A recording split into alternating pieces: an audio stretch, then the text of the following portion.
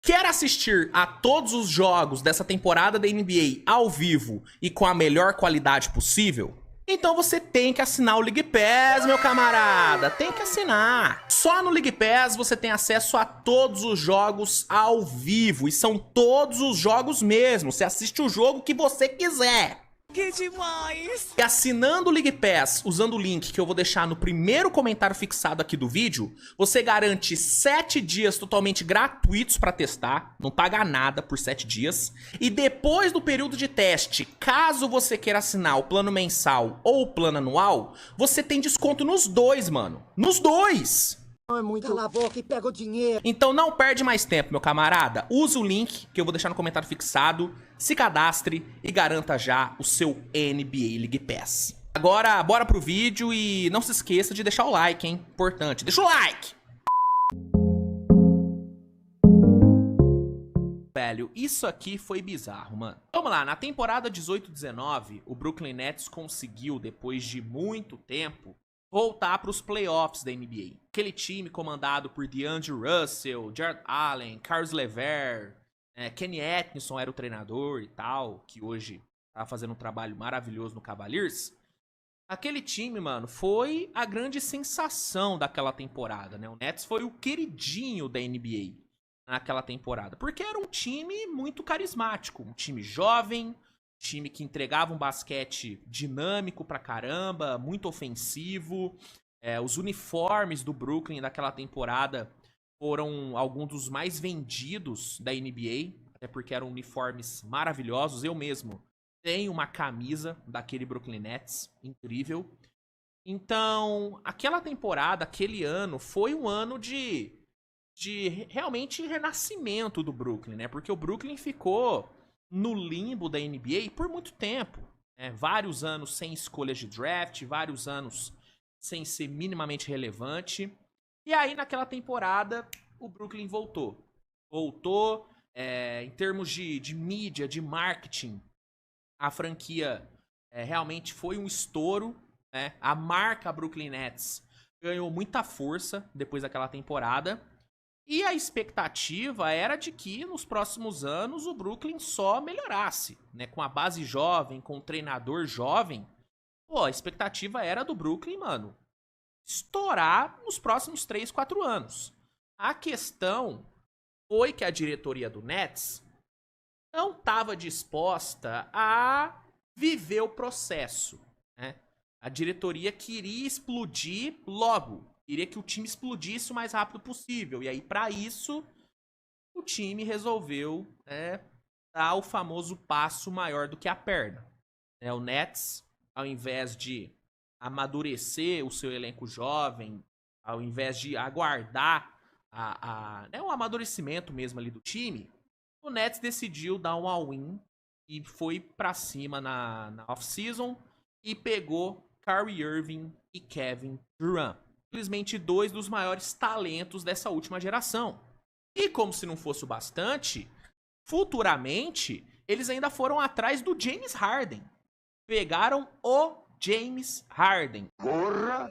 Tudo isso? Ou seja, o Nets juntou no mesmo time 3 dos maiores cestinhas, dos maiores scorers, dos maiores talentos da história do basquete. Juntou esses 3 no mesmo time. O problema foi que o preço para ter esses 3 foi abrir mão de toda a profundidade de elenco que tinha, foi abrir mão do seu treinador, porque o Kyrie Irving não queria o Kenny Atkinson, o Kyrie Irving queria o Steve Nash.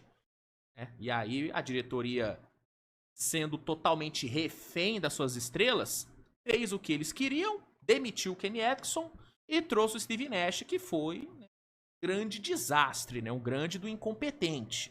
Burro, incompetente. Mas mesmo perdendo muita da profundidade de elenco e mesmo sem um treinador decente, o Brooklyn com os 3, cara, foi um espetáculo. Toda vez que os 3 jogaram juntos, o Brooklyn foi imbatível. Foi imbatível. O problema foi que esses jogos, onde os 3 estiveram presentes ao mesmo tempo, foram muito escassos, né? Os três jogaram juntos apenas 16 vezes. Só 16.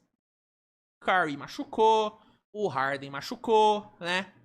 E aí, no fim, acabou sobrando só o Kevin Durant pra tentar ganhar do Bucks do Giannis, né? Que naquela temporada tava voando. Foi a temporada que o Bucks foi campeão, né? Inclusive. E, mano, apesar de tudo, o Nets quase ganhou ainda, né? Se o Kevin Durant alçasse 2 números a menos, o Brooklyn Nets teria sim avançado e poderia sim ter chegado numa final de NBA. Porque num confronto contra o Atlanta Hawks, eu acho que o Brooklyn seria favorito. Mas não aconteceu, né? A bola do Durant, que era pra ter sido de 3, foi apenas de 2. O jogo foi pra prorrogação. E na prorrogação o Nets perdeu o gás e o Bucks que avançou. Só que existia aquele pensamento de... Ô, irmão, quase que deu. Com os 3 saudáveis, vai dar certo. O time vai conseguir ser campeão. Mas em 2022, a mesma coisa aconteceu. E lá vamos nós! Os 3 quase não jogaram juntos. E o principal motivo para isso foi a postura do Kyrie Irving de não querer se vacinar. O Kyrie Irving, ele era contra a vacina Covid. Contra o Covid, no caso, né? Ele não queria se vacinar. E aí, mano, sem ele se vacinar, ele não podia jogar. A NBA proibiu o Kyrie Irving de jogar até ele tomar a vacina. E aí, essa novela se estendeu por vários jogos. O Kyrie Irving desfalcou o Nets por vários jogos. E essa postura egoísta do Kyrie Irving, que achava que a vacina ia transformar ele em jacaré, né? Maluco, terraplanista maluco. Essa postura do Kyrie Irving desagradou demais o James Harden, a ponto dele pedir troca no meio da temporada. O Harden pediu para ser trocado, ele de fato foi trocado, foi para Filadélfia, e ali o trio já se desfez. Sobrou só o Kyrie e o Kevin Durant, o que não foi o suficiente para evitar, né, uma varrida no playoff. O Nets foi varrido, inclusive foi o único time varrido naquele playoff, né, na primeira rodada. Se não me engano, foi o único varrido no playoff inteiro. Não me engano. E, mano, mais uma decepção gigante.